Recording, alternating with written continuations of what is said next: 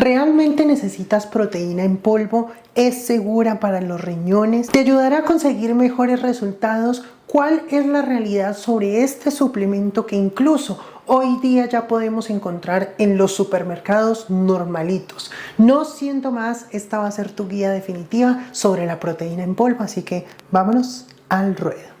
Vamos a ver. ¿Qué es realmente la proteína en polvo? No es un químico extraño como muchos piensan, un medicamento, simplemente es comida en formato polvo. La más conocida es la proteína whey, que básicamente es como si tomaras leche. Entonces es simplemente suero de leche. El 80% de esta proteína es caseína y el 20% es suero, whey. Entonces la proteína whey es básicamente ese 20% concentrado y separado. Por eso mismo y su composición tan natural. Por eso muchos la comunicamos hace un buen tiempo no como un suplemento, sino como un alimento más. Y así queremos que la entiendas porque en realidad por su composición lo es. Pero Paula, daña los riñones. Yo sé que has escuchado esto, que tú médico, que hasta médicos se atreven a decirlo, pero aquí hay que entender varias cosas. La evidencia científica ha comprobado ya que la ingesta elevada de proteína como macronutriente en personas sanas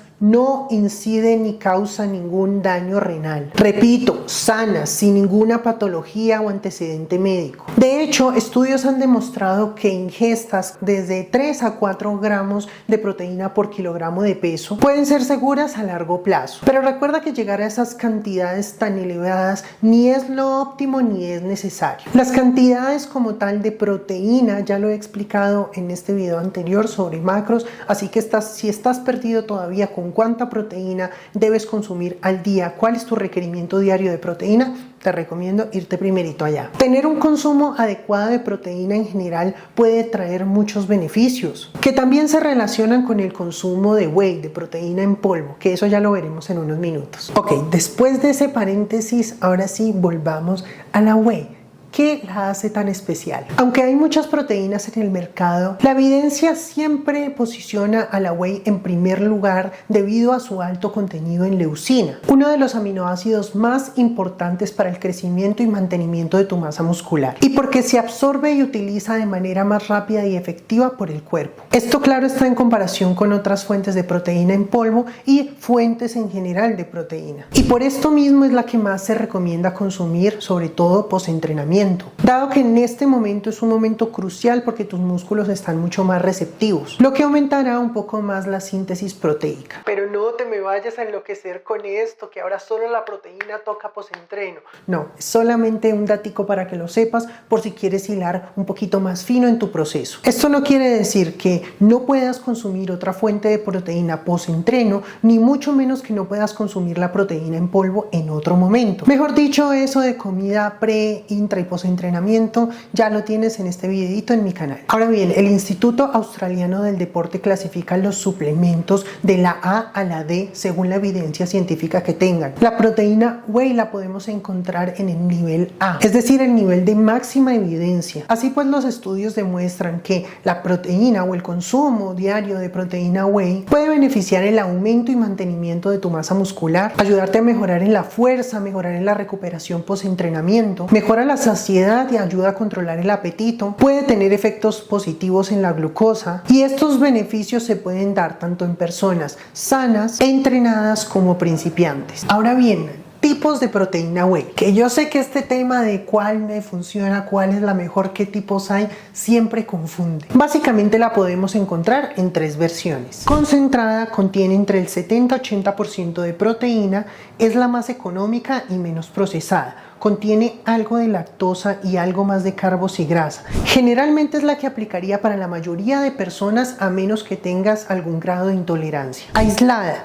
Contiene entre el 85 y 90% de proteína, tiene menos grasas y carbo y prácticamente no contiene casi lactosa, por lo que es la más recomendada para quienes son algo intolerantes a la lactosa, pero también suele ser la más costosa. Hidrolizada. A través de un proceso enzimático se descomponen para que sea predigerida, tiene una absorción ultra rápida, pero un sabor más amargo. No son tan comercializadas ya que se ha visto que no proporcionan mayor ventaja que las otras. Ahora, sobre la caseína, que es el 80% restante de la whey, podemos decir que es la parte de liberación lenta, por lo que en términos de suplementación es la que más se ha visto que se ha recomendado para antes de dormir o para momentos en donde vas a tener un ayuno muy prolongado. Por ejemplo, que si te tocó desayunar súper temprano el batido de caseína porque de repente no vas a poder comer hasta dentro de 4 o 6 horas de pronto tu almuerzo. Por su lenta digestión y por su consistencia, que vas a notar que es mucho más densa, proporciona también más saciedad por más tiempo. Pero bueno, que la whey no es la única opción, también podemos encontrar proteínas vegetales. Puede ser una muy buena opción si te tienen intolerancias mucho más serias o sensibilidades. Lo que tienes que saber es que estas fuentes vegetales tienden a tener deficiencias en aminoácidos esenciales, en especial leucina, que ya vimos que es el más clave, y son algo menos efectivas para promover la síntesis de proteína que el suero de leche. Sin embargo, yo aquí no te estoy diciendo que no sirven para nada, que no son efectivas, no. Simplemente quiero que sepas eso porque eso te va a hacer o te va a obligar de cierta manera a tener que ser muy estratégico, porque esas deficiencias se pueden manejar combinando diferentes fuentes vegetales. Entonces, entre las fuentes de proteína vegetal en polvo, las mejores rankeadas son el aislado de soja, aislado de arveja o aislado de arroz. Y algo que tienes que saber es que para quienes optan por fuentes de proteína vegetal, lo que se recomienda es irse por los rangos superiores de consumo de proteína diario, es decir, aumentar un poco su dosis para igualar los niveles de leucina que se obtendrían con fuentes de origen animal. Entonces, con un plan bien estructurado, sobre todo para nivelar esto de las fuentes de proteína, pues claramente que se pueden ver resultados a nivel de mantenimiento y aumento de masa muscular. Entonces no te me esponjes. Y bien, sé que no va a faltar la pregunta de, y bueno, ¿qué opinas de la de carne? ¿Qué opinas de la albúmina de huevo? Lo que tienes que saber y tener claro es que en este video nos vamos a centrar en las fuentes de proteína que están mejores rankeadas y que por su biodisponibilidad estimulan más la síntesis proteica. Por eso esas no las vamos a tocar acá. Papel y lápiz, mejor dicho, resaltador, porque esta parte del video me encanta.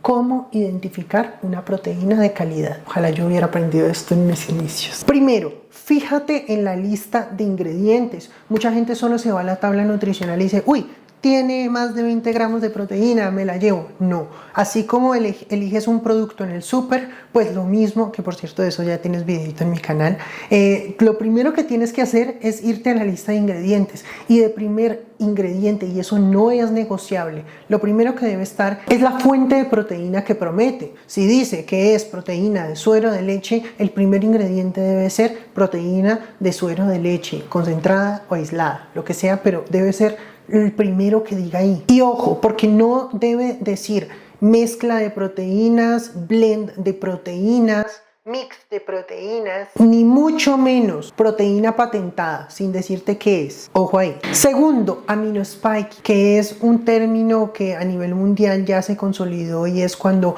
las empresas añaden ingredientes de relleno. Añadir componentes que contienen nitrógeno no proteico a la proteína en polvo, por supuesto, que se medirá como proteína, por lo que al pasar un control de calidad de algún ente de regulación que finalmente solo analiza las cantidades totales de nitrógeno, pueden engañarlos al evaluar el contenido proteico total. Entonces, por ejemplo, ten ojo con proteínas que tengan altísimos contenidos de creatina, que contengan glutamina, aminoácidos o el término aminomatrix en la parte de ingredientes, glicina o taurina, entre otros que de pronto te voy a estar dejando aquí. Hay que saber que el aminospiking también es muy difícil de identificar, muchos no reportan, por eso también intenta y procura irte por marcas que sean reconocidas, que estén avaladas por los entes regulatorios de tu país, al menos inicialmente, que es de lo único que te vas a poder fiar realmente. Tercero, otros ingredientes innecesarios.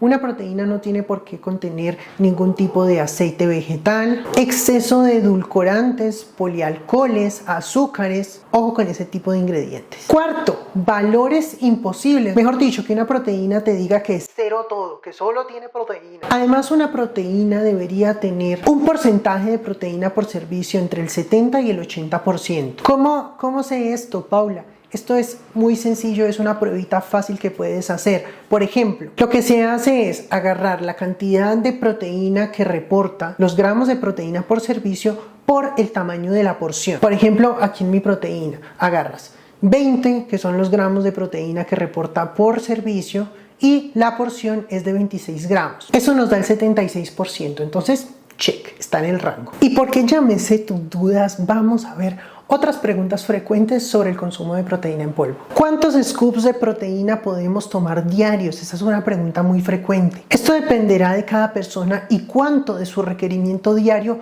quiera cubrir con una proteína en polvo. Y aunque no hay un número concreto de scoops recomendados, lo que sí se recomienda es que al menos el 80% de ese requerimiento sea cubierto con fuentes de proteína en sólido, fuentes animales o vegetales, y que complementes con ella. Otra duda, mejor dicho aquí clave, cuando me preguntan, Paula, ¿qué proteína me puedo tomar para adelgazar, para bajar de aquí, de allá, o para subir de aquí, de los glúteos nomás? No existen proteínas que te hagan subir o bajar por sí solas, o alguna zona del cuerpo de forma localizada. Esto puede ser de sentido común para unos, pero para otros no, y a veces muchas empresas, personas, fitfluencers y fulanos fit por ahí, abusan de ese desconocimiento para vender un producto. Y aquí sé que muchos, sobre todo chicos, me van a decir, ¿y entonces qué hacen los hipercalóricos? ¿Eso es lo que me sube y me tiene así? Pues no, los hipercalóricos son suplementos proteicos a los que se les añade sobre todo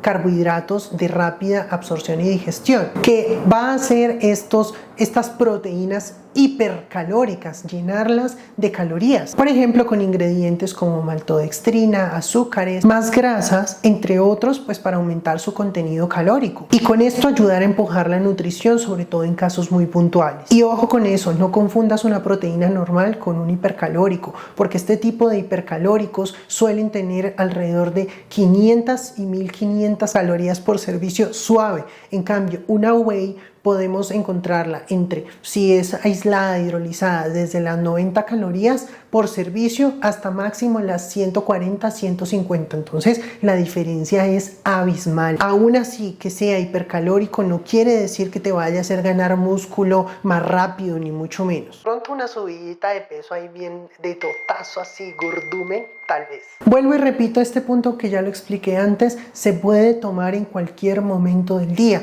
Óptimo post-entreno porque estás más receptivo, pero eso es solamente si quieres hilar fino. En cuanto a su preparación, esta es pregunta y duda supremamente frecuente, que si en agua, que si en leche, que si puedo cocinar con la prote. A ver, lo que tienes que saber es una cosa, es que cuando la consumes con agua, y por eso a veces me ves echarle a mi bolsito post-entreno de cereal con prote el agua por encima y me dicen, Pau, ¿por qué no le pones leche? El tema es que con agua claramente aporta pues menos calorías, solamente la que aporta la proteína como tal, como ya viene, y mantiene su función, que es la rápida absorción y digestión, que es lo que personalmente a mí me interesa porque sabes que me gusta hilar fino en mi proceso. Ahora, con leche, ¿qué es lo que sucede? No es que esté prohibida tomarla con leche, simplemente tienes que ponerle sentido común. Claro, la va a hacer más cremosa, más palatable, añade un poquito más de proteína, pues porque la leche trae proteína, o bueno, a menos que sea una bebida vegetal, y claramente esto le aumentará las calorías. Pero el mayor lío, bueno, diría yo,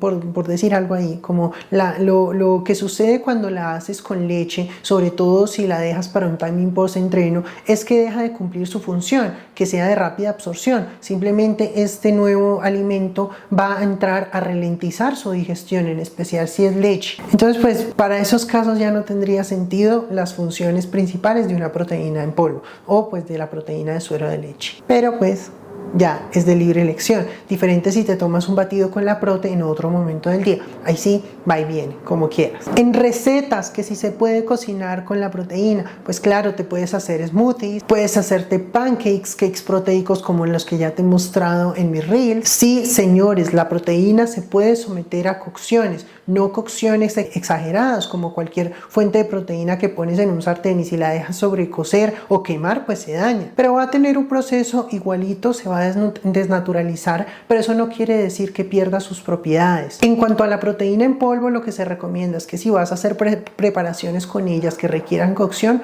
pues que no sean cocciones ni muy prolongadas ni que superen los 200 grados centígrados. Y de hecho para muchas personas consumirla en estas formas o en este tipo de recetas va a hacer que la toleren mejor a nivel digestivo y no necesariamente van a tener que dejar de consumir proteína o cambiarla por otra fuente. Ya por último, recuerda que la proteína en polvo es una conveniencia, no una necesidad. Sí, puedes y quieres alcanzar tus requerimientos de proteína con fuentes sólidas, perfecto. Pero si tu estilo de vida te hace difícil consumir suficiente proteína, es una herramienta excelente y que claramente recomiendo y todos los que estamos en esto recomendamos. Entonces lo que tienes que saber es que tiene sentido utilizarla y tenerlo en tu stock nutricional. Sí. ¿Te cuesta llegar a tus necesidades de proteína? ¿Quieres hilar un poco más fino en tu proceso? Por ejemplo, utilizarla post-entrenamiento. ¿Buscas comodidad, practicidad, rapidez y sobre todo darle variedad a tu plan de alimentación? Porque se presta para un sinfín de preparaciones, porque viene hoy en día ya de muchos saborcitos, en fin. Y por un lado, si tienes un presupuesto ajustado, en muchos lados a veces invertir en una proteína puede salir más económico que digamos la carne que se está subiendo de precio, que no sé qué. O por el contrario, quienes de pronto tienen el privilegio y la posibilidad económica de adquirirlo, porque en muchos otros lugares, por ejemplo aquí, esto es un lujito. Entonces todo va a depender de tu contexto. En resumen, la proteína whey funciona. Tiene un montón de respaldo científico, pero no es mágica. Es una herramienta más a tu plan nutricional, pero la base siempre van a ser, mejor dicho, los pilares. Una nutrición adecuada a tu contexto y a ti y a tus objetivos y por supuesto una adecuada estructura de entrenamiento. No siendo más, espero que este videillo guía rápida de proteína en polvo te haya servido para aclarar dudas, para ayudarte a elegir, para aterrizarte qué es este suplemento y cuál es su utilidad en nuestros procesos. Entonces déjame tu like, tu comentario y nos vemos en una próxima.